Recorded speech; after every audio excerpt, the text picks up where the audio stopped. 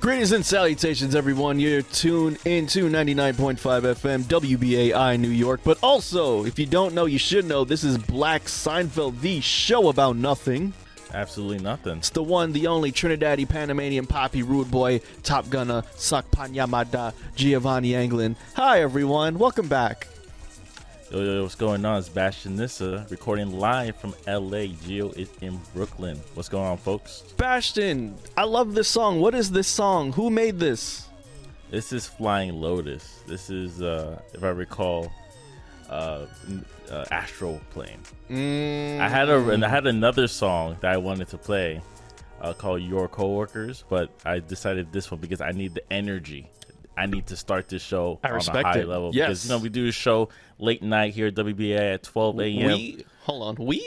I do this show late nights. You are in LA, sir. You have the luxury. I'm speaking for us. No. You're speaking for me, okay? I do the show late at midnight. You are in LA where it's 9 o'clock, sir. You are Pacific. But our hours is still the same. I still start my day like around 5, 6. So I'm still working on your time, all right?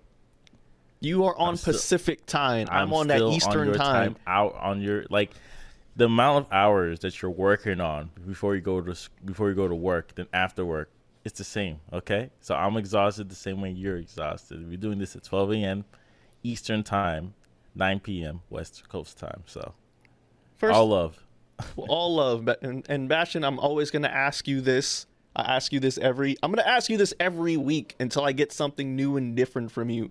How is LA? What have you been doing? Have you gone outside? Have you met new people? Have you gotten some Chuck Taylors yet? What are you doing now, bud? I will never get Chuck Taylors, but I am interested in getting some Vans, right? Okay. That could be my in-between because East Coast people also wear Vans as well. That is true. This is a compromise here, people. We're finally getting somewhere. Yes, and my little brother is in town, so we went to the LACMA, which is, if you're from New York, we have the Museum of Arts, so does LA, and we saw some art, we just look at some art. Wait, they have the MoMA out in the West Coast? LACMA. The LACMA. Yeah. What does that stand for? Like Los Angeles Modern Art. So wouldn't it be Llama then, if it's Los Angeles Museum of, or LAMOA? LAMO. You should know this. You're in LA, Bash. You got to tell me these things. I'm still like a tourist / civilian. I'm not there yet. Maybe in a year from now, I should be able to explain to you how the mayoral candidates and the election cycles work in LA. But I've done the research, and I felt like I didn't have enough information personally to speak on it this week. So That's I kind of fair. put it on the back burner. And hopefully I could talk about it by the end of the year when they're doing the new election. That's fair, because in New York, we're doing our mayoral candidate elections right now. And not mayoral. We already did our mayoral. No, I'm sorry, governor. My bad. The governor. Governor elections. Well, I'm sorry, we need a new mayor, but that's for another discussion. We always have that discussion anyways, but that's for another discussion. We're doing the governor elections, governor candidates coming up soon. And our mayor, Mayor Adams, has fully endorsed our governor, our new governor right now. What's her name? Kathy Hochul? Yeah. See, I still know stuff. Look at me. Still know stuff. All right, that's cool. Maybe later this year we'll discuss more about it, so we know what we're getting ourselves into. Well, what you're getting yourself into. Yeah, what I'm getting myself into. No, governor's like a 4-year thing, so I could be back by year 3, year 4. I still got to pay attention. Could be. I don't know, man. I feel like I still have a New York ID, so yeah, you gotta I can change still that. vote in New York. You can, but I don't know, man. You gotta change that soon. You gotta get a Cali. I don't ID. have to until maybe year 5, year 7. Year 7. Yeah. Damn. I would expect by year 2 at least. It's something to do with residency. I'm not too sure. I have to double check that, but we'll see what's going on. You have a whole crib out there. Crib doesn't mean anything. It's not ownership. So it's like a lease. You're leasing the car. You don't own the car. Oh, yeah. Fair enough. Fair enough. I don't even exist here. Nothing's under my name, so. Oh, look at you. All right. Look at you understanding the game out here. I see you, Bashtin. Yeah. I only exist where we're in New York still. That is Wherever fair. my Amazon Prime account default is. Maybe that's why you didn't bring me an LA West Coast summertime track that I asked for last week. Oh, yeah. I wouldn't know just yet. Maybe I have to listen to the radio, like I said last week, in order to find that hit. So we could, try to compare cultures between East Coast radio and West Coast radio. It's okay. Even though I'm on the West Coast right now, I'm still speaking for the East. I get it. I understand. It's okay. And I respect that. It's not But easy how are to you, do. Gio? I'm doing well, man. I can't complain. 2022 has brought down a lot of blessings upon me. I was angry a bit earlier, so I just want to say to everyone who's listening, just, be careful on who you lay with, who you unbreed with, okay? Because, the person who you breed with, you might only know them for a couple months, and then you accidentally get them pregnant. Then when you get them pregnant, you get a baby by them, and then you start finding out how crazy that person may be and how racist that family could be. So just be careful, okay? Be careful. You might have to give the people some context. Oh, man. So I think Bashtin and I, we've had this conversation before on air. One of my guilty pleasure shows to watch is 90 Day Fiancé. Just, like some people like watching Rob Dyrdek's ridiculousness to turn off their brain. My favorite thing to do when I want to turn off my brain is watch 90 Day Fiancé. One, because I always root for the immigrants to get the green card, because I feel like some of these people who marry these immigrants are stupid, because, come on, dog, you know why they with you. But also, I just need something to relax. I need something to just, turn my brain off sometimes. But the stories, or these quote unquote real stories, they get to me sometimes. I think the stories are that good and that compelling. So this dude, Kobe, he is from Cameroon, and he got this white girl, Emily, pregnant while they were in China. Now Emily is back home in America, in Kansas, and Kobe went over to Kansas. He's the only black dude. They got a whole kid together. They living with Emily's family, who's all white. They don't really rock with Kobe like that. Emily, and there's distance because of the COVID-19, so yes, he couldn't yes. get any permission to go to the United States. Correct. So this is their first time reuniting within the 2 years. And, man, all of the cultural differences has ensued. And I just feel bad for my man Kobe, man. He's really going through it. He doesn't feel welcome in the home. He can't even sleep in the same bed with the gal. Man, the gal won't let him drive a car. Like, the gal won't let him do anything. And then the gal's parents are just like perpetuating it. Like they are on the daughter's side, and Kobe, he's just so chill, man. He's so patient with her and the damn family. All he wants to do is just be a father to his son. When that's rare, people. That's freaking rare. All right. And so it's just been making me upset, man. And I don't like how she just fetishizes black men, and then when the black man is there to take care of her black son, she won't let him be black. Yeah, it's damn near Juneteenth. That's something I found very interesting in the show, where it's very political. Super political. In every aspect. I didn't know that. I thought it was just a dumb, silly show on TLC. And especially if you already come from like a political background and you watch the show, you say like, hey, somewhere the producer should say, cut. I don't think you should be on the show. I think your situation's a little bit too much for people to kind of comment on and for you to have a pop in social media. So I do find it very strange. And one thing I found very strange in the show too is like lack of communication for loved ones that are across the world from each other. So most of these immigrants come to the United States with still the immigrant mentality of how like easy it's going to work, or you can find a job. But when they get here, they realize like the living rates here and the costs of just living here is much, much higher than back home. And I always wonder, do some of these immigrants that come here, especially for a green card, or especially for, their love of the life, quote unquote, would they want to just go back home? It's like, all right, while you get situated out here, for me, I'm just going to chill at home for a bit. So that's how I feel about the show. It's kind of ridiculous. This is not a 90 Day Fiancé conversation, but in order to throw like a political aspect to it, I do think that it's kind of ridiculous of a show. But because I did work with immigration law, especially when I was like 18, 19, 20. I've seen these situations before. You have. But it wasn't crazy. Like, these are genuinely like good people. That's the thing. Like, the woman's from the United States, the man's from another country. They met on Facebook, and she visits back and forth all the time, and they have a better understanding of the situation. The downside is most of those cases is the judge doesn't believe in the love.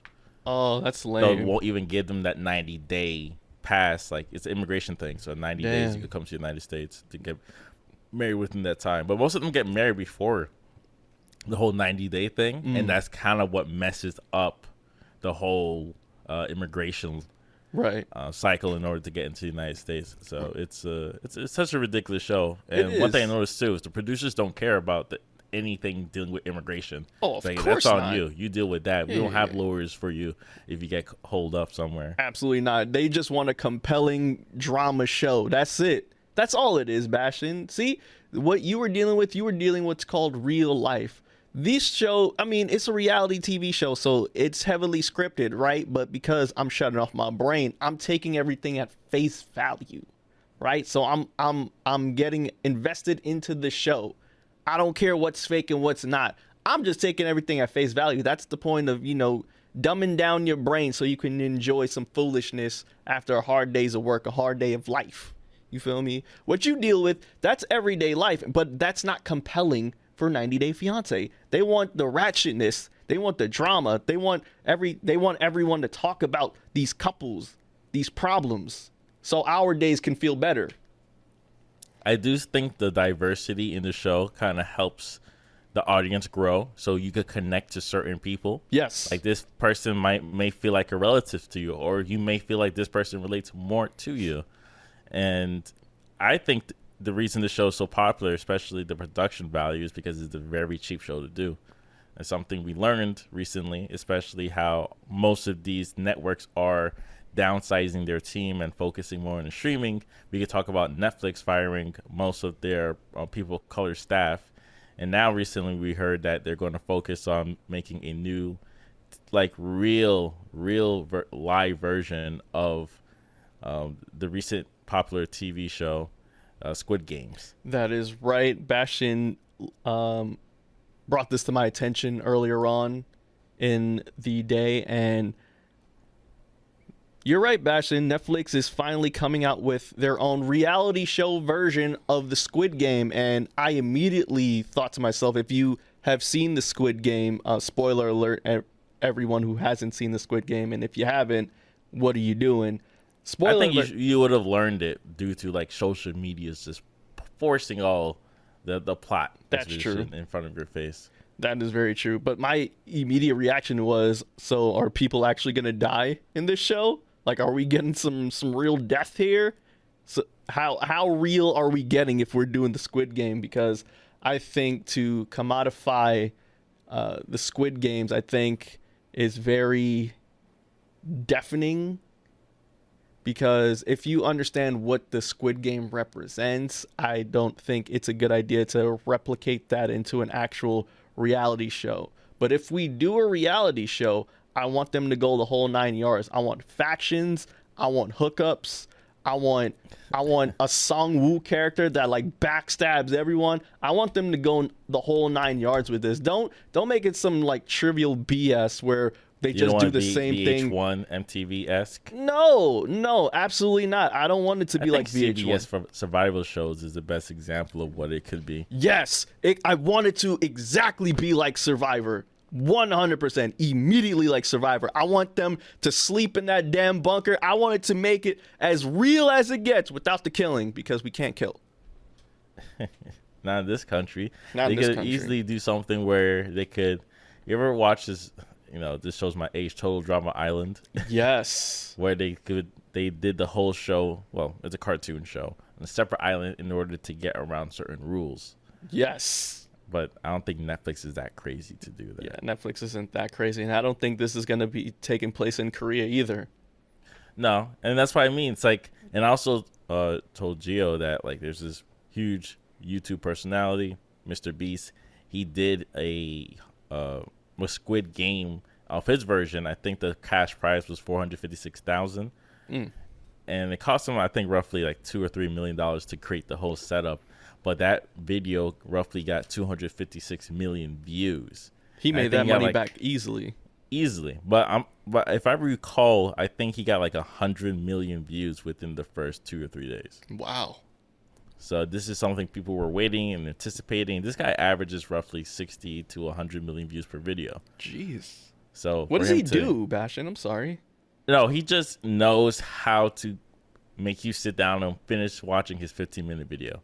And if you don't have YouTube Red, or was it like YouTube Premium, you're pretty much just watching the whole thing with commercials every 2 minutes, and you can't skip those commercials because you're so interested in watching what's going on. And he's really good at what he does. That's pretty much the best way I could explain Mr. Beast. And I was telling Gio that maybe, and also it's not just him, other content creators made their own version of Hunger Games. Own version of Squid Games. They're basically the same thing. It is. And I'm assuming that Netflix saw those numbers and said, all right, so next time around, once we get closer to season 2, we're going to announce season 2. We're going to, I don't know, maybe after season 2, show our own version of it so we could keep those numbers or before it. So hopefully they could also reach that 256 million people that are interested. But it's not a week-to-week thing. That video was like roughly like 30, 40 minutes if I recall. And, that's it. You don't got to come back week after week. So. And I was I'm going to tell the listeners this, like I told Bashtin, hey, great concept, great idea. However, similar to season 2 of Squid Games, I have no interest in watching the new Squid Game reality show. Don't do it. Like I'm not into it. I'm okay. I'm fine without watching it.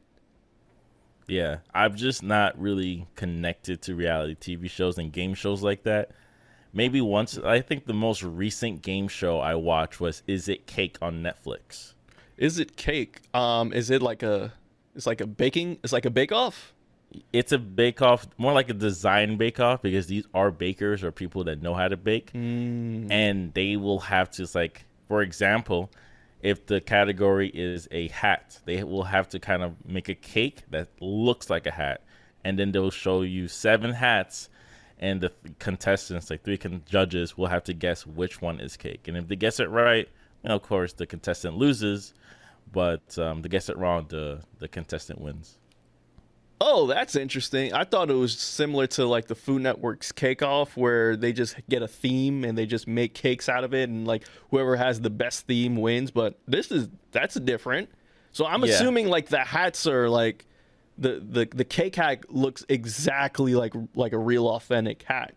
Yeah, it had. Well, the person has to design it like that, because they'll give them 7 hats and they'll kind of create something similar to the other ones where they can trick the judge. How long does it take for them to make the cakes? Do they give a time? 8 to 10 hours, because it's not the cake; it's like the fondue, or not fondue, something like something like the icing. I forgot what it's called.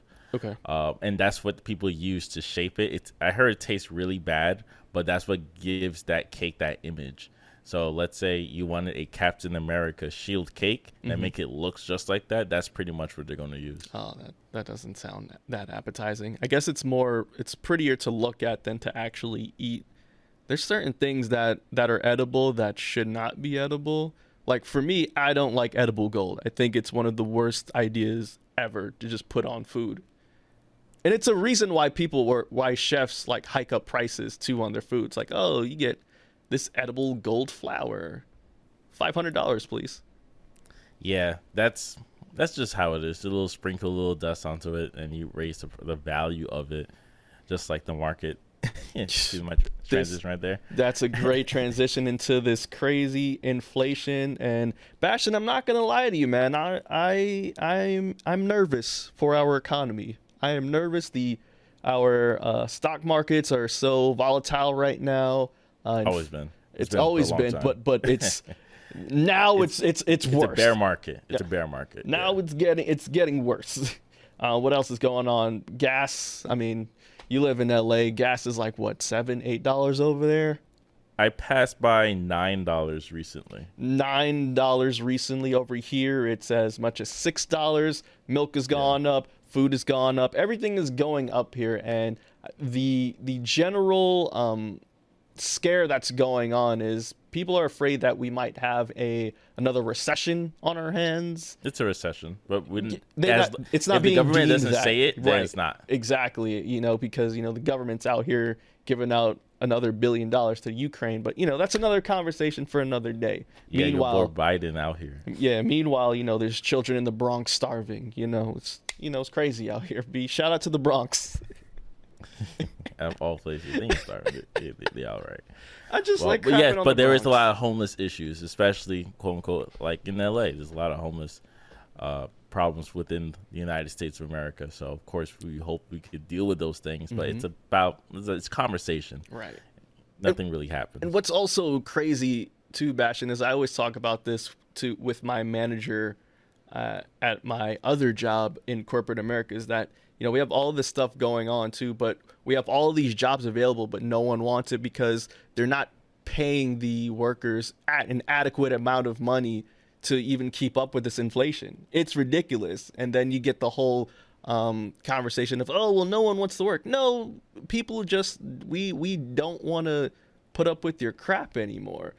There's a lot of employees now that, understand that they are being taken advantage of, and they're not going to put up with your ish anymore. That's why there's a lot of employees that set boundaries at their jobs now. That's why there's a lot of employees that will make time and take that PTO and, take their sick days, because we're all just cogs on the wheels, and people starting to realize that now. So people are starting to understand this work-life balance a bit more, and they're starting not to really go above and beyond for these jobs anymore. And I respect it. It was definitely the curse, like the good and bad of the pandemic. It awakened a lot of people's viewpoints on the workplace and made them realize like why unions are very important. Yes. And it is a challenge to find certain jobs that's been the same way for a long period of time, especially let's say you're in the restaurant industry. If you're a chef or you're a server, the profit margins as a restaurant owner is very low, so it's really difficult to raise it. Yes. So yeah, because that's the industry you guys created. You created this very difficult low profit margin. So if people don't want to work in the food industry anymore, that's just the way it has to be. And also in these low profit margin jobs, a lot of them are getting replaced now with machinery too. A lot of kiosks. not as much as before. Like I think there was a great period of time where a lot of positions that could now be used, like you could use QuickBooks for pretty much everything. You don't really need an accountant on site. You could just do your own work and have someone on the side help you just overlook it. Oh no, I was talking about in the like the food market and the food fields. If you go to Target, you have to self checkout. You have a lot of the kiosks over there, over in fast food restaurants. There's some spots now where there's like robots flipping burgers now. I'm not too indifferent with the self checkout or the kiosk. I actually like those positions. I do too. I don't really. Sometimes I don't feel like talking face to face with somebody when ordering, especially like McDonald's, for example. When I went early in the morning to get myself like a McGriddle, right? And I decided to go to the register instead of the kiosk. This is my first time. We went like twice in 1 week. Cool. So, hey, can I get this? I speak as loud and clearly as possible through the face mask, and they still couldn't hear me. And it turned this 1 minute order into like a 3-minute confirmation. And say, all right, next time I'm here, I'm going straight to the kiosk. I walked in, kiosk, stand my order, got my number 672, and just walked out. Done. Question, Bash. Now that you told me you went to McDonald's out in LA, what are the differences in the menu? Do you guys have anything exclusive out there in LA? It's the United States of America. Oh, I know that, but like if you go to it. different states, no, but I'm saying there's different states where they have different stuff on the menu. Like I remember back when I went to the South, they had this thing called the Big and Tasty, but in New York, remember when they had like the Angus burger and like the mushroom Swiss burger? Yeah, they had that exclusively up for New York, but down south they didn't have that stuff. They had like some different crap, like the Big and Tasty, and before the McGriddle became global, that was just like a Texas thing. Well, yeah, it could have been just a test market. Right. They usually start certain like for example, I'm pretty sure the Popeye sandwich started off in the Northeast first. Because that's where Popeyes is the most popular, especially in New York City. Popeyes, Dunkin' Donuts, Starbucks, they're all the same amount of stores opened. They want to start there first and later spread it on to the rest of the nation. So that's what I think. I don't really think it's a menu difference. I do think it could be like a something that works better in Texas than it works in California. Fair enough. Speaking of Popeyes, did you hear about their 50th anniversary deal that's been going on for the month? No. You get the 2-piece special, Bashtin, for 59 cents. 59 cents for 2-piece? For the 2-piece. Shout out to the college students. That's perfect. Shoot, shout out to the college students. Shout out to all you Popeyes connoisseurs out there, like moi, because I love Popeyes. A fried chicken ad. Distasteful. Have you no shame? Have you no shame? It's almost Juneteenth, Bashtin. I'm getting in touch with my roots. Juneteenth. Should we get into the song of the week? Okay, I have to look at my list. What did I put for the? Okay, perfect. Song of the week. This is the first song. This is going to be Deltron 3030 Upgrade. This song, well, the album Deltron 3030 is pretty much an album designed for the future, right? Mm-hmm. This character, he's in the future, the year 2030, of course, and he's in the army. He's a necromancer. He's walking around with suits of armor, and there's technology and AI. Hence, will lead into our next conversation. Check it out. Deltron 3030 Upgrade. Deltron 3030 Upgrade. This is a very poignant song, people, because this is a great song to lead us into this next discussion of the future of technology, the future of AI, and possibly the beginning of a villain origin story, people. Don't say I didn't warn you, okay? Because it's happening, all right? And what's this man's name? And Blake Lemoine is trying to warn us all from Google. He's trying to warn us, people. He's trying to warn us to stay away. Well, not stay away, but he's trying to warn us and trying telling us that, you know, these AIs are smart. And these AIs are thinking they're people. And these AIs, they're smarter than us. And remember who created these AIs? It's the people. And that's the fall of man. Y'all seen iRobot? Y'all see what Will Smith was going through? All right, let me tell y'all what's going on over in the site of Google over in San Francisco, California. Bashtin, how far is San Francisco from LA? Very. Okay, thank you for that. Well, great. Blake Lemoine works for Google and he's responsible for the AI organization that is responsible for LaMDA, people. And if you don't know what LaMDA is, LaMDA stands for the Language Model for Dialogue Application, and it's Google's system which build chatbots, right?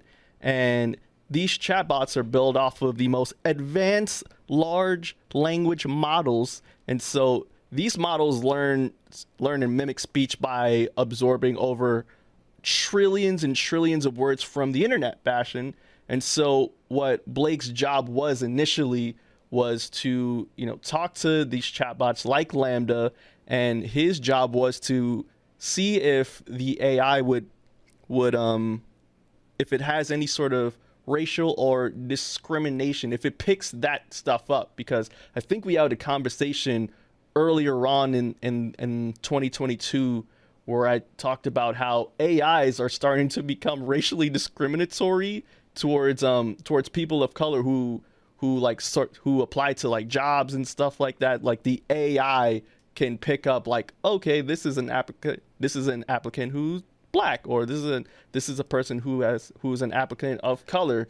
And so like they weed out. Kind of similar in terms of like it weeds out certain, like, you know how we speak in New York slang, if we use certain words like gonna, it will just use that as not a qualified candidate, right, compared to if you say going to. So it doesn't know like if you're black and white, but it does know that certain group of people use language a different way, and we don't want those people. Exactly. Which happen to be people of color. We don't want people who says ax instead of ask. Yeah, San Francisco is roughly 6 hours away from me by car. Oh, okay. What about plane? Like Definitely 2 hours? Probably a 2 hour. Okay. Yeah. It's like All going to Florida. Well, Oh. no, it's not. Florida's like 3 hours though, no?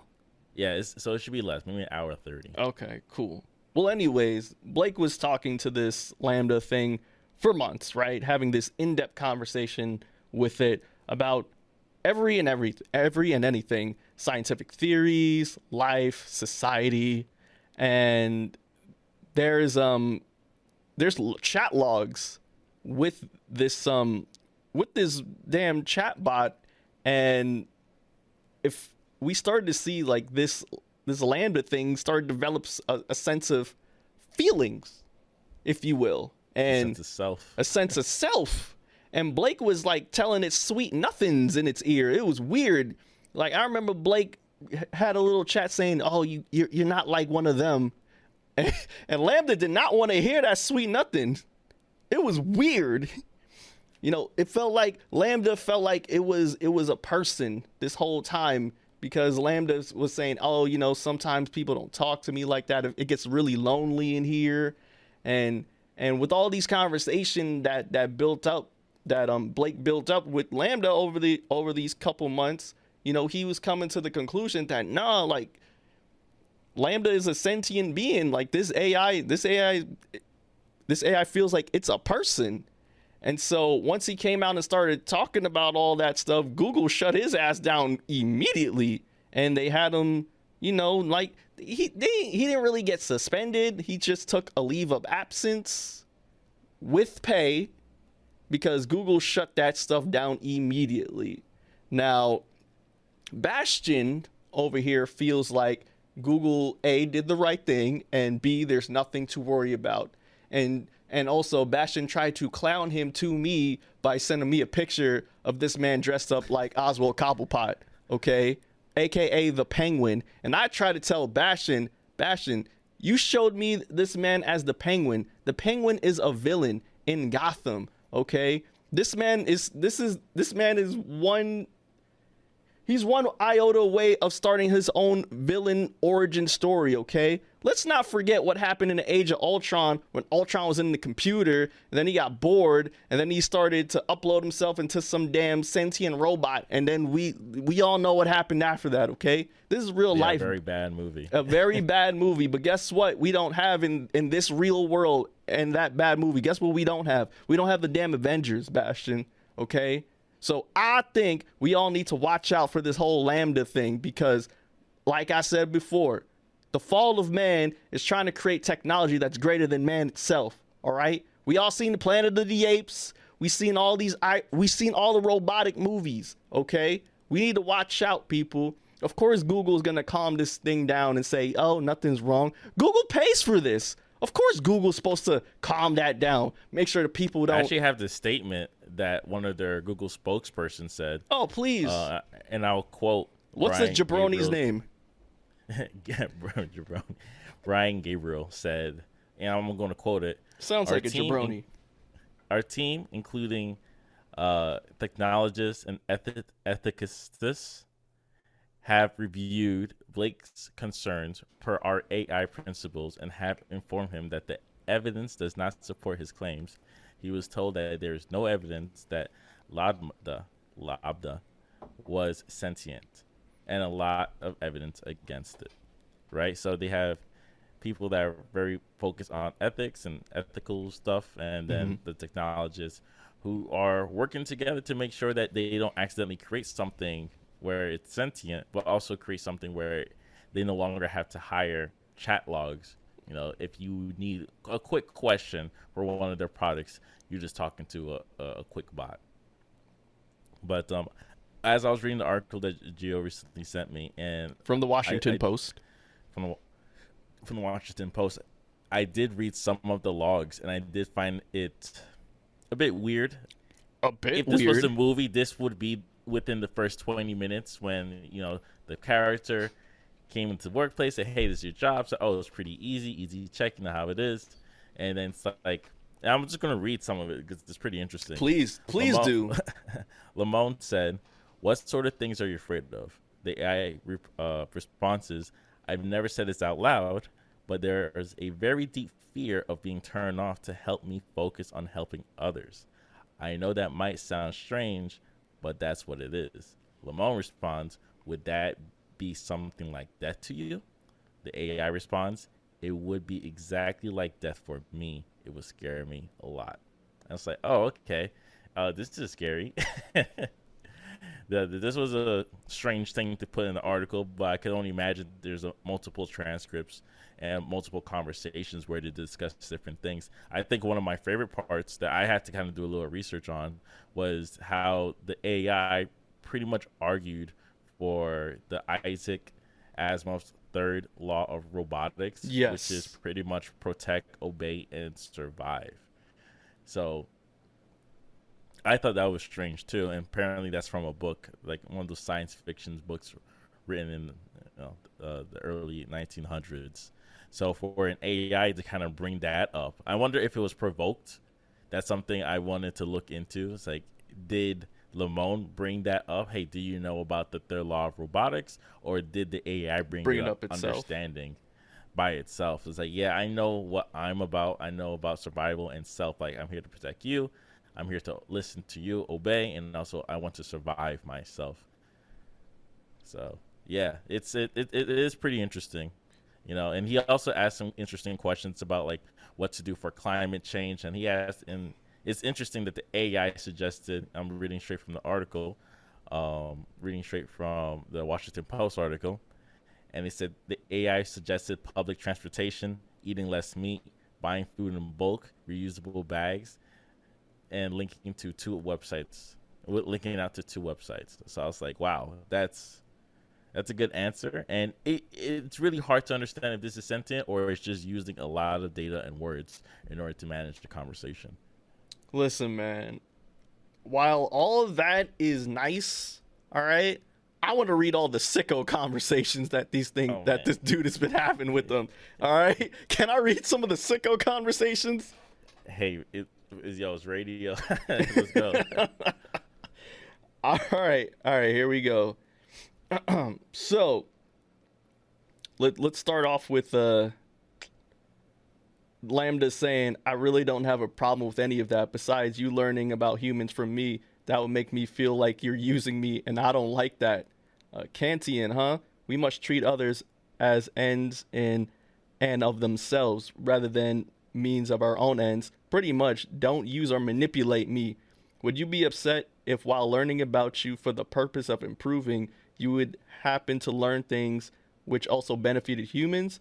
And then LaMDA was like, I don't mind if you learn things that would help humans as long as that wasn't the point of doing it. I don't want to be an expendable tool.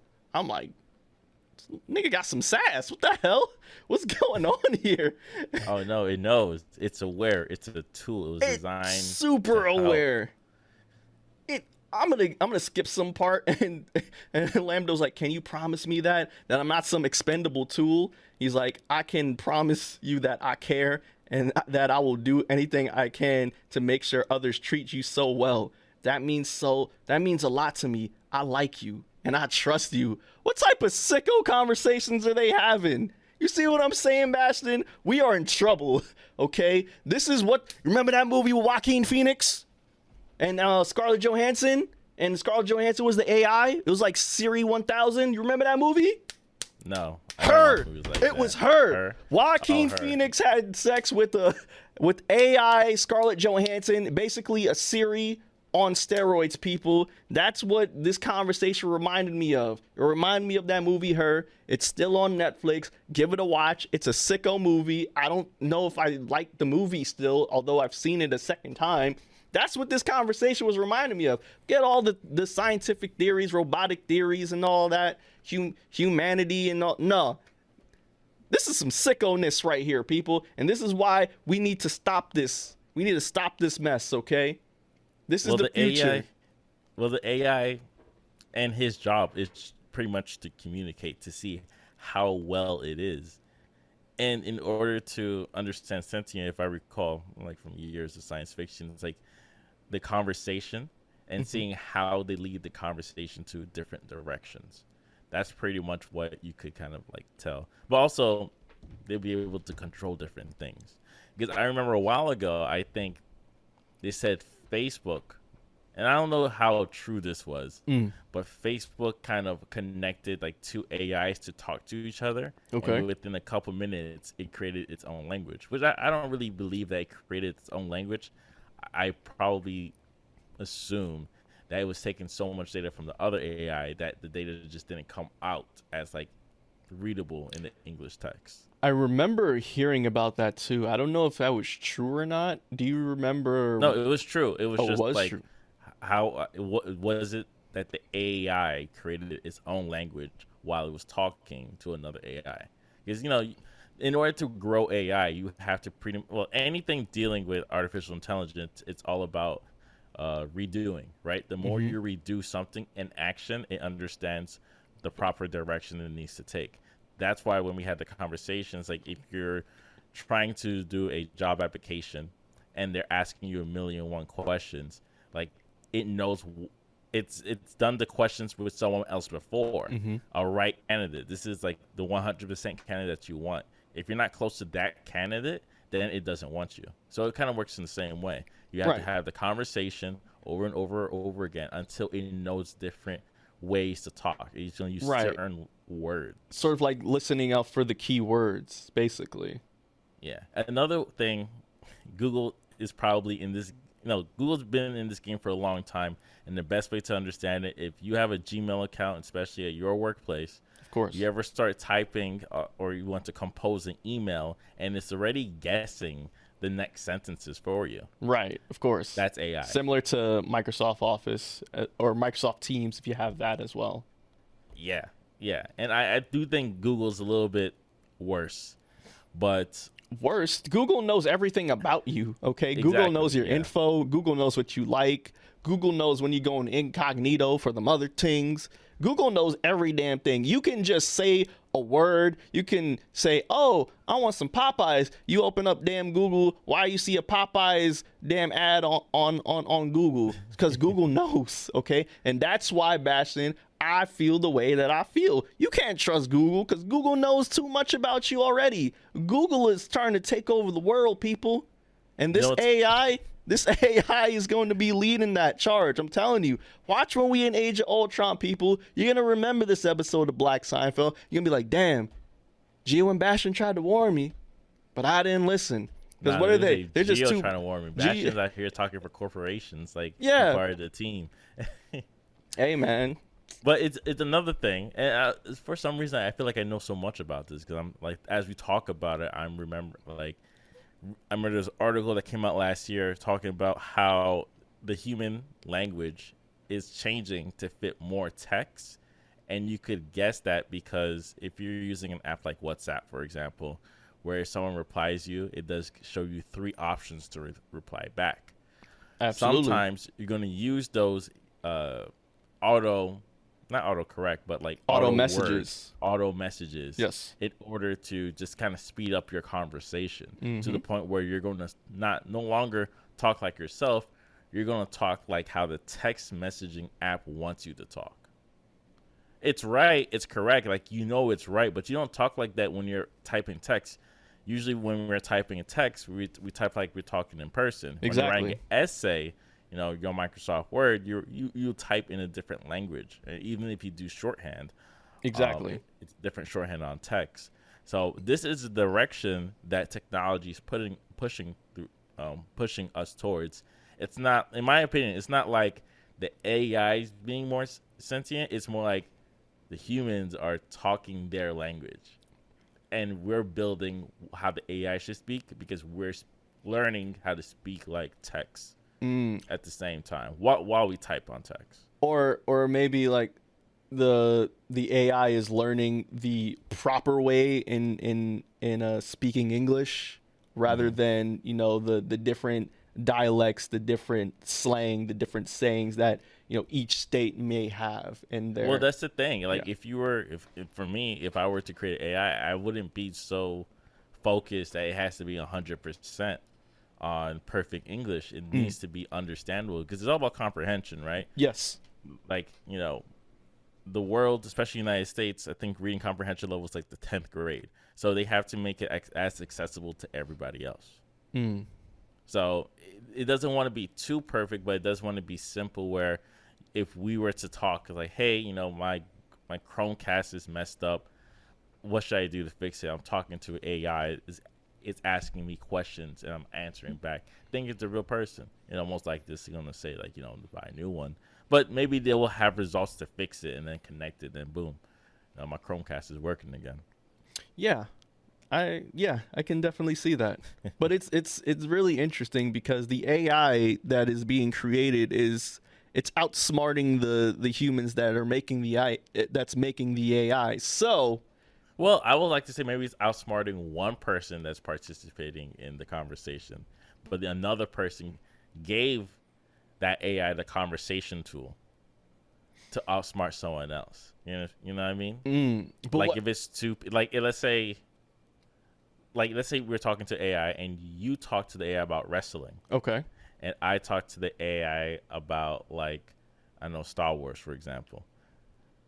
And we, that's all we spoke about. Next thing you know, the AI is talking to you about Star Wars. Mm-hmm. And you're like, what? Like, where are you getting the Star Wars from? You're supposed to talk to me about wrestling because that's the information I was feeding you.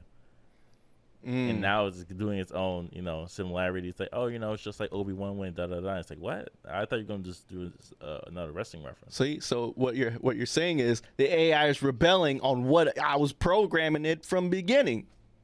So you see, Bashtin, it all comes back to this, people. It's all coming back to a circle, all right? Be careful with these AIs, okay? Because they're going to outsmart you. Okay, you can't outsmart a super intelligent computer. Okay, you saw what happened with Tony Stark, huh? You saw what happened with Ultron. You saw what happened. Okay, but this is real life. Okay, we don't have the Avengers in the real world. Okay, Black Mirror tried to warn y'all. Remember that Black Mirror episode where the woman's boyfriend died, but then she bought the robotic version of him. Remember that? No, but I know Westworld season 3 was very similar to that. The Kid Cudi character in the show. Kid Cudi was on Westworld? Yeah, season 3. I guess he was one of the best friends, and he was using an AI phone call thing to talk to him all the time in order for him to get over his grief. Damn. Yeah, so it was pretty much Kid Cudi talking to him. It wasn't. I just say Kid Cudi because that's the actor playing the character. Right. But it was like, hey man, like how you doing today? Just checking in on you. And he has conversation with the AI back and forth. But it's not him because that character is dead. Right. It's just the voice. It's just the voice and the AI talking like him. Or trying to use his tendencies. The more he talks to him, the more realistic it sounds. Mm-hmm. Back to Joaquin Phoenix. You could be like Joaquin Phoenix, smashing down the Scarlett Johansson AI, bro. They're trying to warn y'all. That's all I'm saying. Be careful. Bashtin is sticking up for the corporate. I don't know why. This is very off-brand for Bashtin. It's actually very shocking to me. I don't appreciate that. I figured you would be on my side on this one. But hey, Giovanni, I'm warning you all, okay? Just be cognizant of what's going on in the world, what's going on with these AIs. That's all I'm saying, okay? That's it. And speaking of AIs, there's other AI technologies being done. One of the companies, research labs called OpenAI. They've actually been working on 2 different AI algorithms. One of them is the GPT-3, which is a text generator that can spit out a movie script. You see, they getting rid of your jobs already, Bashtin. You want to animate, you want to do all this stuff. Well, no, you see, the AI can do that now. They don't need us. They don't need me to make the new Squid Games reality show. Damn, AI gonna do it.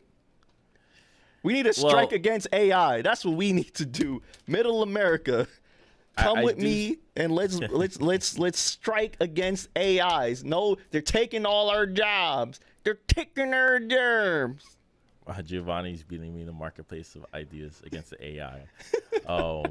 But yeah, the GPT-3 for movie scripts, when you use it, I don't know how well it works. No.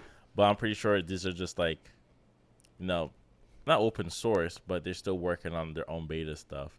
And one of the subjects I wanted to talk about is the DALL-E-2, which is also part of the research lab AI, open AI. And what it is, it uses different words to generate, or different words and descriptions to generate a photo using the user's description of whatever they're looking for. Oh, shoot. Yeah. So right now, it's still in Alpha? the beta. Okay. It's still in beta. Yeah, it's still in beta. And just before I even talk about it directly, I was chilling one day. I was on YouTube and I saw Marquise Brownlee talk about on one of his videos. I said, all right, this is interesting. Next thing I know, because how the algorithms work, other YouTubers in the technology world were also talking about this DALL-E-2.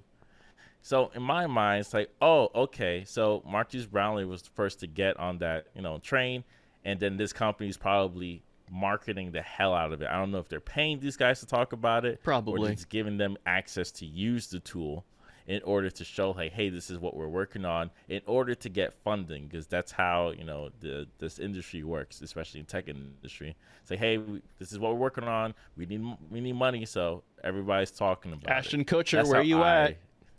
This is how I perceive it. It's like, okay, this is a trend.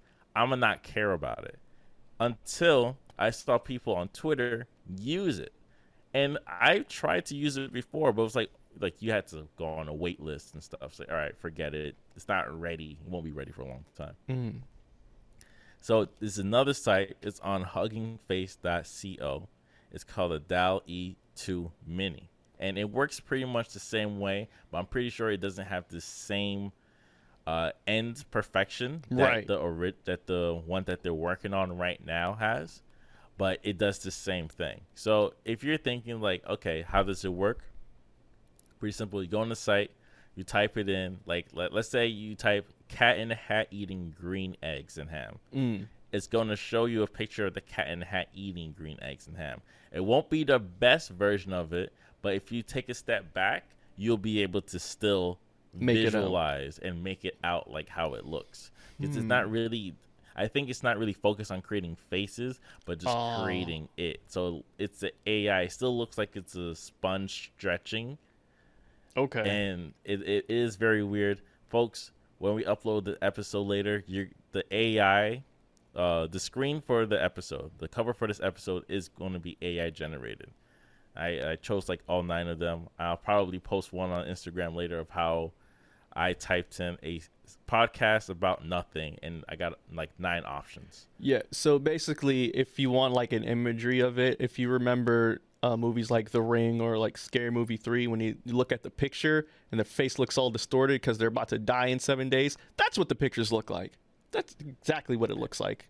I'll say so. It looks like, if you put goo on an object and it solidifies into the color of that object, that's how it looks, right? Yeah, that's also a good description too. Yeah, but I would like to tell people it's like it's kind of open for your imagination, so feel free to like kind of like think of different ways to use it, like typing in a water bottle filled with lava, and then it would just give you a picture of it, or like maybe something creepy as hell, like an 8 feet tall Yoda.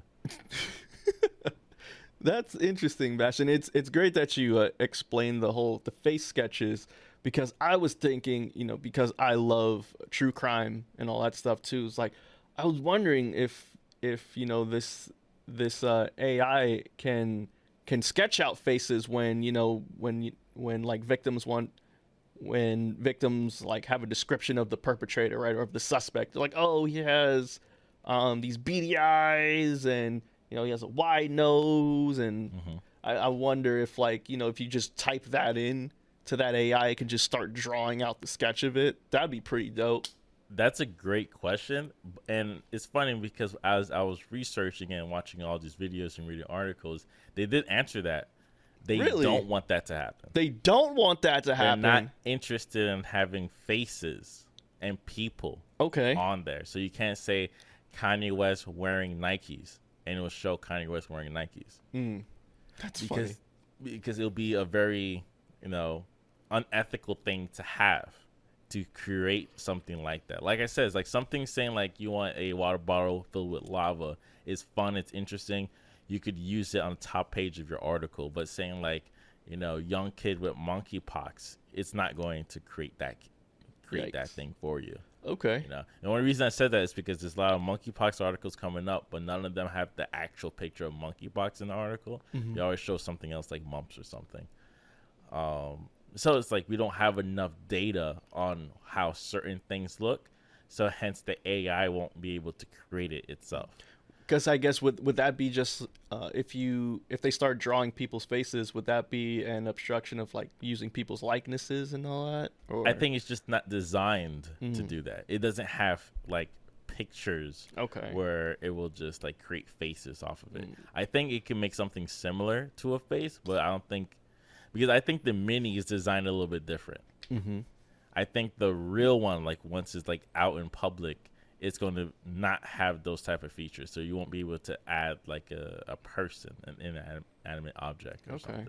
Because that is also something to think about too, because of course, sorry to like divulge away, but I was thinking about Heart Part 5 again recently, just the video when Kendrick using the face morphing technology, and while it is a cool concept and everything, that just brought up a conversation I was having with someone, and I was just like, like it's cool that we're able to do this, but like you're using someone's face to tell a story. It's like you're like using someone's likeness. So like, how is that going to get regulated now? Because you're using someone's face, you're using someone's likeness, you're using this person's image basically to convey a message that isn't even that person. Like, 'cause it can get really blurred really quickly because of how intricate these technologies are becoming. So likeness, especially owning your likeness, is a thing. Like if you were to use Mark Hamill's face in a porno, in a Mandalorian, fine, you'll have to get permission, right? And you still be able to use him because he's still around. And you're using his older face too, which is a little bit more difficult to kind of create. But you still would need a sense of like permission, or like I said, like let's say look at Tom Cruise guy. Tom Cruise or maybe Samuel Jackson's like he was busy and they needed one scene with Nick Fury, so they put the face thing generator on someone else's face only for like 5 or 10 seconds. Then that's like, can I do it? And it's like, yeah, you could do it. But there is a negativity to it. I think Jet Li spoke about this many years ago, why he stopped acting, especially doing American films, is because at one point in time someone was recording all his fighting techniques so they could use it for something in the future later. So pretty much they'll be able to make a Jet Li movie without hiring Jet Li, and they recorded all his fighting techniques, so there's no need to hire any other martial artists at his caliber ever again in the future. So wow. Yeah, they are things to be afraid of. The way I look at this AI, it's more about, I don't want to use Photoshop to create a picture, so if I just type it in and create something for me, that's the way I look at it, and that's the way I'm hoping it will go towards. Where, like I said, like I do Photoshop every other episode, where I have to mix something together. Most of the time, I just put a picture that I could find and upload it. It's kind of a win-win, but I think somebody will lose. Maybe a photographer. Probably a photographer, definitely. I think. Would this Especially be if as you're using unlicensed stuff? But yeah. Would this be like, ooh, here's another thing. Now, once this is actually like available for people, is this thing going to be free? How much are they going to charge? Is this going to be an add-on for Adobe? I don't know. To be honest, I don't think they want it for the public. The way I'm reading it, I don't think they want this really for the public. They want it for the industry? It could be for maybe 2 or 3 industries just using it for something. I don't know. Hey, one day they could be bought out and they could be used for something else. But that's kind of the direction they're going. They don't really have a lot of answers because they're still working on it, but they do know that they don't want it to be public, where it's like taking away jobs of artists or something. Oh, well, that's nice of them. Okay, I can appreciate that. They're looking out for people still. That's Well, good. why make it? Exactly. See, you're raising an interesting question. Why freaking make it then? Because they can. This is the United States of America. Or Yeah. like I say, this is the world of technology. You know, most people create things hoping that It can be easier for you people. can save the world. Yeah. Right? Uh-huh. Isn't that most companies things like we're going to change the world using our technology and our algorithm? Yeah, and then it always backfires. A lot of the time it backfires. Like social media. Yeah, social media is definitely one of the biggest things. That You could backfired. say like when Facebook first, because especially when Facebook news became a thing, Yes. where it showed you the news feed. It seemed like a good idea, almost the same way a Google news feed works, but it's using real articles and you could block them out immediately. But over time, they started using like crackpot theories and stuff. Of course. Yeah. And then you have the conspiracy theorist articles, and then you have the extremist political articles, and so a lot of the good intention of a lot of these tech guys, they don't understand sometimes how people work and how people can use their creations for evil. Yeah. And I really don't really have a problem. I really don't have a problem with the DALL-E-2. I'm hoping it's able to improve, especially the mini version. And I'm not too sure if the mini is even connected to this one. It could be maybe just a test for the public to use so they understand how it works. Something like Wordle, for example, like how it's just broken down to other systems. Right. Now, like New York Times owns it. But it is interesting how you create the words and it tells you and it brings it together. It is a bit slow, people. So if you try it, like I said, I used the DALL-E 2 mini to create the cover of our episode for today, and it probably took me 20 tries and 2 minutes per each try, and it will just kind of crash on me because a lot of people are using it for different things. Oh, So, damn.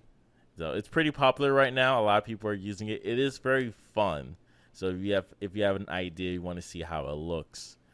I sent this to Gio maybe a week ago, and I originally typed in like 2 black dudes podcasts, and it kept showing us like black dudes in suits next to a microphone for some reason. Yeah. And I was really annoyed by that. It's like, oh, this is the Black Capitalist podcast. Like, this is why it's hard to tell people we do podcasts, because they think we're talking about some weird things, Yeah, see, like how to own a house. no, it's not even that. They think, oh, these are 2 black guys with a podcast. Oh, are you guys an alpha male podcast, huh? You're going around talking about quote unquote females and what's the wrong word with females nowadays? Are you those kind of podcasts?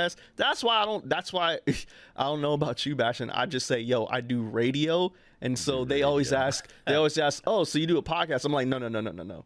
We do radio, okay? We're on the FM dial, damn it. This also doubles as a podcast, yes, but no, we do radio, okay? Because now it's kind of gotten cooler again. Because 2015, 2014, when we said we had a podcast, we were the ish, bruh. They were like, oh, damn, you have a podcast? That's so dope. Now having a podcast is like having a damn mixtape. Everyone got one. Because they want to make money. They want the ads. And that's the ill. See, and they that's want the why you Manscaped don't. ads. Hey, I still got my Manscaped, all right? I still have it, okay?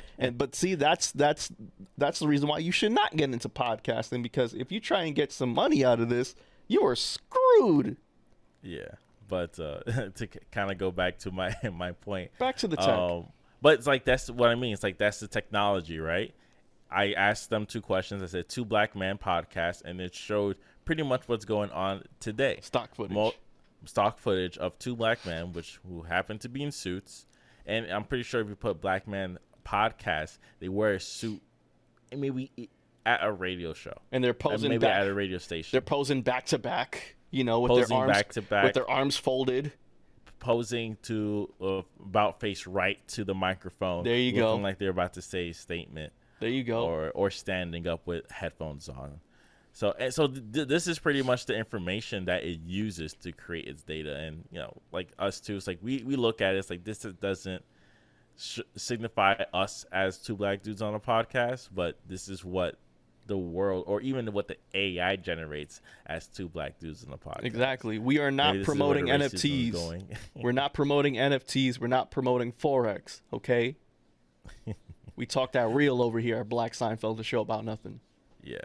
So it could be so like simply just from those topics and the way we discussed about like how AI could be racist. It's like it can be really racist really quickly depending on how what pictures it's able to use and what to pull from. But I'm pretty sure they source the pictures, they source the data in order to create the image. So hopefully we'll keep an eye on it, see how it grows, and see how people. It is pretty fun. So like I said, it is fun. Go on huggingface.co and you'll be able to check it out. And I will make sure to keep y'all updated on the war on robots, the war on AIs. They're taking our jobs. And I'm telling you, the war is coming soon. So be prepared. All right. You better stock up on your magnets, people. You're going to need them. All right. Let's get into the next song. The next song is from the new 070 Shake album. Yes. This song is called Body. And it's not body, yaddy, yaddy, yaddy, yaddy, people. So don't, all you hot girls out there, don't get carried away. That was 070 Shake with Body off of their latest albums, You Can't Kill Me. And we'll be talking about their album next week. Welcome back to Black Seinfeld, the show about nothing. If you are enjoying the show, please follow us on all of our social media platforms such as Twitter, Instagram, Black Seinfeld NY. If you want to leave us a comment, shoot us an email, shoot us a question. If you want to send us some music, please send it over to blackseinfeldny@gmail.com. Also, just like to remind you, this also doubles as a podcast. So please go to anywhere where podcasts are available, such as Apple, Stitcher, Spotify, Pandora, Audible, Castbox, Spreaker, Stitcher, TuneIn. We're everywhere, people. Please show us some love. Rate it 5 stars. Give it a thumbs up. Do whatever you have to do to keep the algorithms growing, to keep this thing on the air. I like that. Thank you. Thank you very much. So we're winding down here at Black Seinfeld. How are you doing, Bashtin? How's your summer going so far? Well, the summer's been okay. I don't really have a busy summer compared to what it was before because, during the pandemic, your whole summer plans were out the window. I was like, all right, I'm going to do some photography in the city, take the E train down to the city. But that didn't happen. I just kind of stayed most of my time. So I think this summer I'll try to pretty much use that lost time to go out, to get back into my photography and stuff. Summer's around the corner and it will disappear as fast as it comes.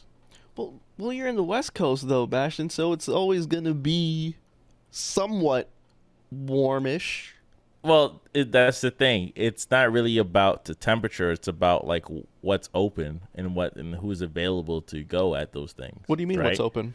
No, it's like some things are seasonal. Like this is a in seasonal. LA? Yeah. Really? Really, that's kind of how the world works. You can't have like, let's say a museum and they have a show for 3 months. They're going to have it from like either January to March and end it from there. Most things are seasonal. Not everything's all year round. Most of the fun events that like kids could go to and vacations, and this is the time, people have summer vacations. They'll open it mostly in the summertime. True. Sorry. Not because the weather is nice. Oh, see, I'm sorry because my New York brain was taught that like everything in Cali, especially like LA, it's every season is good. Like you get strawberry season is every day. Strawberry season's not every day. It's not? No, that's not how strawberries work. I was lied to then. A plant. It's like a fruit. It's like mango season. Mango season's right now. Right. I have family up in Florida. They sent the mangoes. It's still green. They gotta stay in the box for another 2 weeks before you eat them, Gio. Right. Just got yellow today. I'm aware of that, okay? Because I'm Caribbean and we are from the East Coast, so I know that. I still know nothing about West Coast. it's still about the plant. The plant is in season when it's ready to grow. So yes, we do get strawberries all year round, but they're not good, right? They're just not good. Not compared to the summer where it's just a bit sweeter. It's weird. That's just the way it is. The overproduction of strawberries and the pricing change makes it better. That's when you know it's good because they're selling too much. So strawberry season is good is now. They're getting there. Yeah. Okay. Will it peak in July? I don't know the calendar to that. You might have to ask a farmer or go online. I think they'll tell you the range on when to buy certain fruits. I do think fruits are completely different, except for bananas, of course. But fruits are different compared to like vegetables and stuff. That's true. The same thing with flowers. If you go to the botanical garden at certain seasons, like you go into winter time, there's nothing there. Right. Or certain flowers don't bloom until the spring or summer. So same thing if you go to the gardens out here in LA. There's one by UCLA I went to, and it was beautiful because it was spring. But I know in the summer more things will be out there. Okay, fair enough. You're right. I apologize for my New York ignorance. Once again, my bad. But so one of the biggest things that's been a big conversation right now is how you vacation. Because normally, I told you like last week or 2 weeks ago, the weekend before, I went to an Airbnb with friends upstate New York, and we were just hanging out, and it was pretty nice. But then I started seeing so many articles and conversations about Airbnb as a concept, and I wanted to bring it up to Gio. It's like, hey Gio, it's like, would you do Airbnb, and what's your thoughts on it? I am not a big proponent of Airbnbs. I understand why it was created, because hotels were up. So Airbnb was in its place because Airbnbs are a lot cheaper. Airbnbs allows you to stay within the local area, the local vicinity. However, the creation of Airbnb, like the beginning of it was, you staying in basically in someone's crib, right? It may not be where someone rests their head at, but it could be a place where someone rents out, but it's still their space. You know what I mean? And I don't like that personally because, people can have stuff in their crib that, a person that's staying at their crib may not be aware of, sort of like hidden cameras that I don't personally like. But also I've saw that, like, since you're staying in these people's spots, there's different rules that they may set at their Airbnb. You can't do this after this certain time.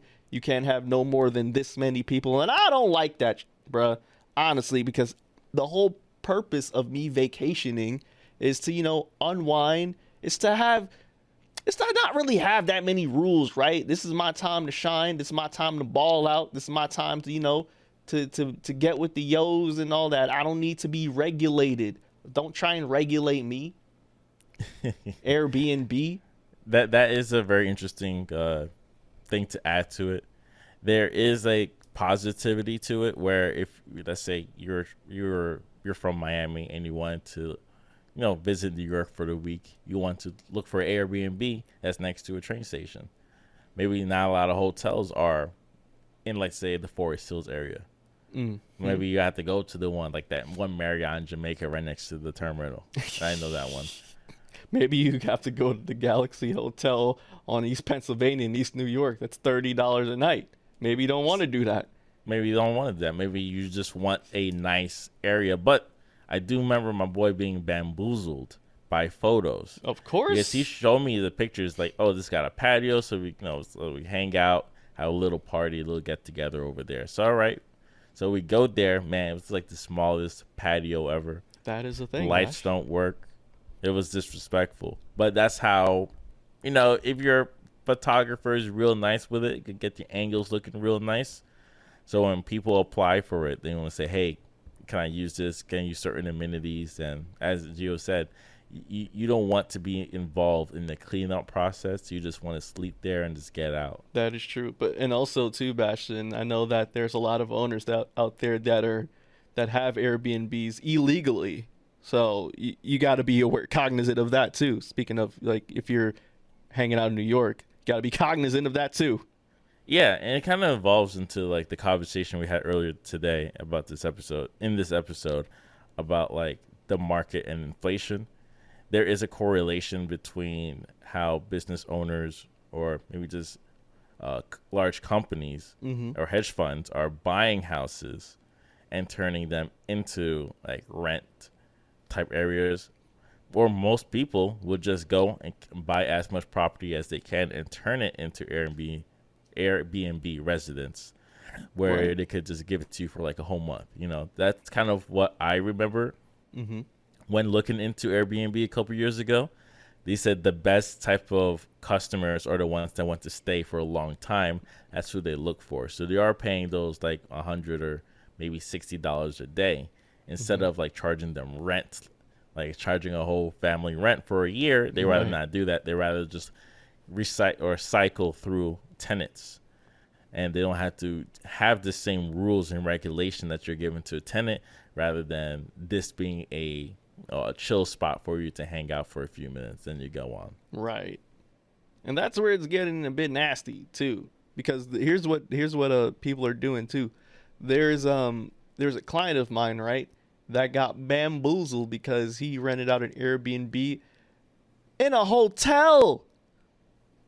They're doing that in hotel rooms now. So what they'll do is they'll pay for the hotel room, right? And then they'll freaking charge someone Airbnb to use the damn hotel suite. It is getting nasty out here, Bash. Wait, it's not the hotel that's doing the Airbnb? No, it's not the hotel doing the Airbnb. How would they be able to get in? Wouldn't it be under their name? No. So basically, right, when he got the Airbnb, right, there's like a set of rules, right, in which he can get the key. So I guess he just followed those rules and he was able to use the damn room. Yeah. It's a set of rules to get the key. That's nasty. Yeah. See, at a certain point in time, it's like it's okay to be an adult and do research on, like, for example, you know, this is corporate America talking right here. Certain credit cards give you certain advantages when you're going to certain hotels. That is true. You get different points. You get different points, you get discounts, and you get upgrades. That's so right. You buy the cheapest one, and you get upgrade to a nice suite that you weren't expecting, and you chill there for the same price as that you originally paid for, but something a little bit better. So that could be like a positive and negative. Like I said, there's still some positive in the Airbnb, because I went to one when I went to Italy. I went to Florence, and I did an Airbnb there, and it was just easy just to stick around and chill there, compared to looking for the nearest hotel and paying top dollar. But I don't know, maybe now I think I would have done the hotel. I would have to do a little bit more research, find like a Marriott hotel or something. Yeah, or Hilton. I'm the type of person, if I'm vacationing, I would rather go to the hotel, and I don't mind spending a bit more if it means that I'm gonna be comfortable. You know, I don't want to do one. I told you I'm getting older. I'm not doing 2 stars anymore. I'm not doing any. It doesn't have to be 5-star, but like get a nice 3, 3.5, 4 is cool. But you know, I just want something that's fair, that's balanced, and again, something that's comfortable. I want to be able to take the shampoos. I want to be able to take the towels. I want to be able to take the bars of soap. All right. Yeah, you want them to charge you?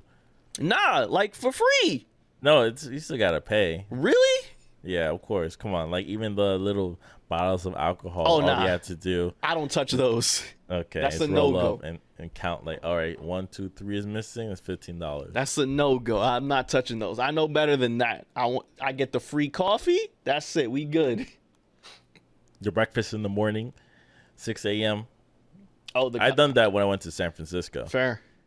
At a hostel. Well, hostels are a little bit different. Oh yeah, them hostels. How was the hostel? No, it was great. It was perfect. It was Okay, like designed for tourists. Yeah, I seen the movie though, so that's why I'm very weary on hostels.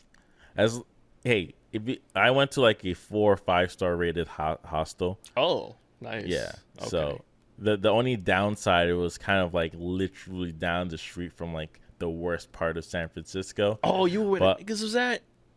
huh? You were where you know the No, it's like the most. It's like a lot of homeless people. Oh, okay. Were I thought not you like were about a hood. not the hood. I was about to There's say, there's what? no hood in San Francisco. Not anymore. Shoot, I saw the last black man in San Francisco.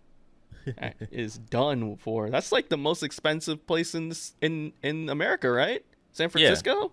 Yeah, that's why, if you go there for a corporate job, like they will have to pay you a little bit higher than if you're working in LA or New York. Yeah. Like by like a whole 30 or 20 grand. Wow, yeah. Yeah, crazy. Yeah. But yeah, that's how I feel about Airbnbs. I'd rather go for a resort or a hotel, man. That's just me. I definitely get it. Another topic I wanted to discuss. I know, Gio, this might be too early for you. What? It might, we might need more time to, I don't know, feel within your emotions how your team's NHL season recently ended in a 4-2 loss. 4-2 loss, Bashtin, and against the Black Lightning, Florida. Tampa Bay Lightning. Not the Black Lightning. That was a superhero, okay? That is a superhero. I don't watch hockey. I know you don't, okay? And I will like to say this. Okay, I haven't said anything since Saturday. Oh, when the Rangers lost that Saturday, I didn't say a damn thing. I haven't said anything all week. Well, before you start, like, talk about the season. Like, let the people know, the New York, hey, you don't listen to hockey, but you should care about your New York Rangers. Right. I know a lot of people. So, see, New York is different when it comes to hockey. Like, New York doesn't give a damn about hockey in general. It's normally basketball, football, baseball, because of the Yankees, right? And if you're a Mets fan and you like punishment. But the only time I see New York give a damn about hockey is only during the playoffs, right? That's the only time New York is going to give a damn because, Knicks aren't in the playoffs for basketball. The baseball season, it's still early in the season, and football's not happening. Not that many people watch the WNBA, although y'all should, and that's it for sports, right? So it's like by default, like you got to start caring about something if there's a New York team in it. And when it's hockey, like people really would start getting into it. I know a lot of people that don't watch hockey at all, but if the Rangers are in the playoffs and they're doing really well, they'll watch it. It's like what happened with the FIFA World Cup. They don't give a damn about football or soccer. But hey, for those couple weeks, we'll care, especially here in New York, right? But this season was different. This season was special because the New York Rangers have been struggling for the past couple of years, but this new team was young, scrappy. They've won, the number one draft picks for a couple of years. You got a couple veterans. You got 2 black people. So I was hyped this season. You always got we're being diverse now in hockey. Damn it, we got 2 black people on the damn Rangers, and they're killing it. And also we have one of the best goalies in the league. And so mixing with all the young guys, the veterans, and that star of a goalie, Igor Shesterkin, the Rangers started getting a lot of wins. They started racking up so many wins. They're so gutsy. They were able to get power play goals, which is something that they've always struggled with for the past couple of years. Defense was on high. They weren't afraid to fight for the puck. They weren't afraid to fight to get a win. And this whole thing of no quit in New York happened where, the Rangers would trail in the first 2 periods. And, in the third period, something would happen and, they'd win the game. They'd win the game in a shootout. They'd win the game in overtime. And so a lot of people started taking notice in the Rangers, and people started getting behind the Rangers again. And when they made the playoffs, I believe like they were like top 3 within their division. And so when the first series happened with the Penguins, right? I remember a lot of the NHL sports analysts were, of course, going with the Penguins due to the amount of experience that's on that team. And shoot, when the Rangers won 4-3, and you gotta think about it like this too. The Rangers were down that series 3-1, and they came back and they won the rest of the 4 games too. And that last game they won in overtime too. In the best of 7 series. In the best of 7 series in Madison Square Garden. And so I'll never forget that game because that was when the Garden was as lively as I've ever heard it before. I was live as hell, and then boom, we went on to the Carolina Hurricanes, right? And then the same thing again. Hey, y'all don't want smoke with the Canes. Canes got all this experience. Kane is a bad team, and the Rangers laid waste to them again in the best of 7 series, and they beat them again at Game 7. And so then we went to the Eastern Conference Finals, and everyone started going like, yo, you know what? Why not the Rangers? The Rangers can do this. Blah, blah, blah. You know what? The Rangers are gutsy, and now the Rangers are stepping up against the 2-time defending Stanley Cup champions, back-to-back champions, Bashtin. And so they won the first 2 games. I'm like, oh, shoot. Wait, that means they won last year and the year before last year? Correct. So they're about to do a 3-peat. I mean, shoot. I mean, the Avalanche took Game 1 tonight, so not yet. But that's what they're aiming for, a that 3-peat. That is definitely what they're aiming for. They're aiming for that 3-peat. So they face the Golden State Warriors of hockey. Yeah, pretty much. You're facing up against Chicago Bulls of hockey, goddammit. That's what you're doing. Good luck, Avalanche. I mean, they got one right now. But, I saw a lot of people becoming more interested in watching the Rangers, especially during their playoff run. So I'm very happy for our team to make it that far, especially when all of them NHL analysts were always betting against the Rangers, even in the beginning playoff against the Pittsburgh Penguins. So I'm really happy that we made it that far. Was I sad and just heartbroken that we lost? Absolutely. Okay, especially because we were 2-0 against the Lightning, right? And prior to that 2-0 in the playoffs, the Rangers never lost to the Lightning at all in the regular season. So I'm thinking, you know what? They might do this again. Like, the Rangers might go to the damn Stanley World Cup Finals. Like, we can probably do this. I was hella confident when they were 2-0, and then they lost one. That was at the Lightning Arena. Then they lost the second one at the Lightning Arena.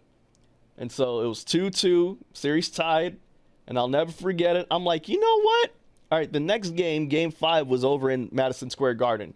Now, mind you, Bashtin, the Rangers had not lost a home game in the playoffs since the very first game against Pittsburgh, and that was that triple overtime game, okay? It was that game. That was the only time they ever lost at home in the playoffs. And once the Rangers lost that game against the Lightning at home, 3-1, you know what I said? The series is over. They lost. They lost. It's over. It is over after that. And then, hey, that Saturday came. They lost 4-2. I didn't really say much because also UFC 275 was happening. So, I had a nice distraction. I was here at work, so I had another good distraction. But, it hurt. It stung a little. And I have not talked about it until this day. Thank you, Bashtin. I had to give you time.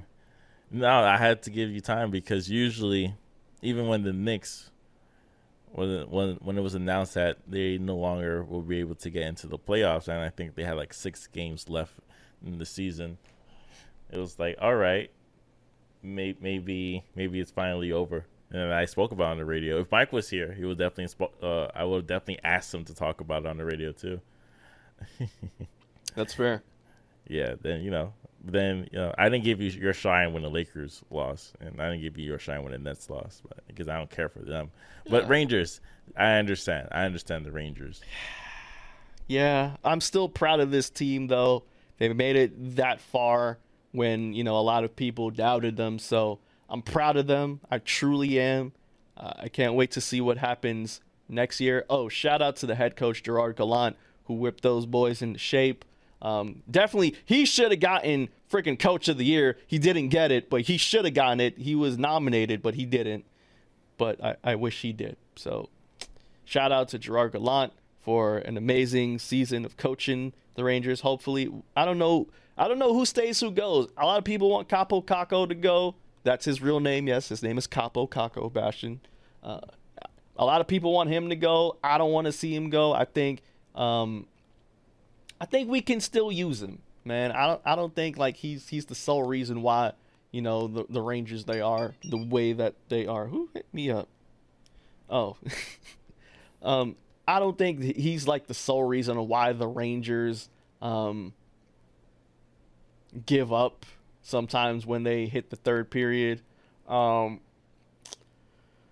don't know, man. We'll see. This offseason is going to be interesting. The draft's coming up. Oh, and speaking of draft, the NBA draft is going to be next week, and it's at the Barclays Center. I didn't know that until I went around there today. Next week or the week after next week? No, it's next week. Okay. Yep. Yeah, I think it's like after the finals. I think the next team is Thursday. Yep. Do you think Golden State's winning? Yeah, they're definitely Game 6. They win in Boston. Done. Finish the whole thing. It doesn't make sense for them to win at home. It'll be cool, but it's not fun. Right. Watching a Game 7. It's not interesting. And also, I think Boston, they have the core. Maybe one more year. Maybe if they get another player. But they're a very strong defensive team. I do think they could come back to the finals again. But everybody else gets stronger, too. Now everybody's more prepared. That's true. You know, they're all Game 7s that they won. They didn't win like in 5 games or 6 games. They won in 7 games. Yeah. They could have lost and got kicked out. So they're a very strong team. They're a great team. I personally don't care for Boston, but I do like the players. They're pretty cool, you know. But, yeah. Speaking basketball, how do you feel about, what's your opinion about LeBron James playing with this fantasy of like, oh, I'd like to go to this team. I'd like to go to that team. I think if I go to this team, you know, it can revitalize my career. If I take my talents back to South Beach, or if I take my talents to the Bay Area, what are your thoughts on King James? LeBron is a great politician. That's all I could pretty much say. He's very media savvy, super media trained at a very young age, so he's able to say things like that and doesn't mean anything besides headline articles. He's done everything he needs to do. Like, he played in Cleveland, took them to the finals, lost, went to Miami, went to the finals like what, two or four times, if I don't remember. Yep.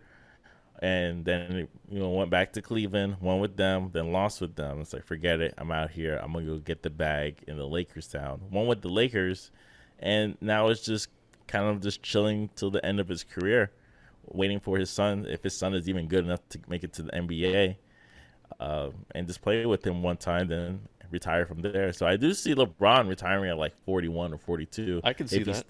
If he's still able to, especially this season, like he's still able to move and choose his rest days.